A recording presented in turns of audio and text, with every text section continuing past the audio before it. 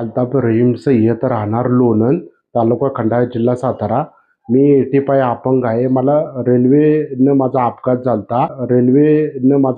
झालता. मी खूप वर्ष घरीच बसून होतो, कारण की 2-3 मी व्यवसाय चालू केलते. त्या व्यवसायामध्ये मला फार काही नाही झालं, नुकसान झालं. त्या कारणाने मला आता एक व्यवसाय चालू करायचा आहे.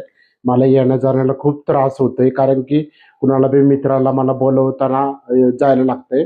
मला एक सोलर ट्रायसायकलची एक मदत पाहिजे होती. बाबा व्यापारी संघटना, फाउंडेशन, समाजसेवक आणि रोटरी क्लब आणि एक उद्योगपती लोकांकडनं मला एक छोटीशी मदत पाहिजे होती. कारण की त्या ट्रायसायकलची किंमत एक 45 आहे. तुम्ही जर थोड्यांनी जर थोडी-थोडी मदत केली तर बी मला ती भेटून जाईल. मला मदत करा, कारण की मला खूप त्रास होतोय. कारण की मला चालताना खूप माझे खांदे वगैरे दुखतात, कारण की मी कोबडी आणि स्टिकवरनंच चालतोय. कारण की मला एक पाय पूर्ण नसल्यामुळे ना खूप खूप त्रास होतोय, कारण की घरी दुसरं कोण कमवणारा कोण बी नाहीये. कारण की मीच आणि माझी आई हेच आहे, बाकी कोण बी नाहीये.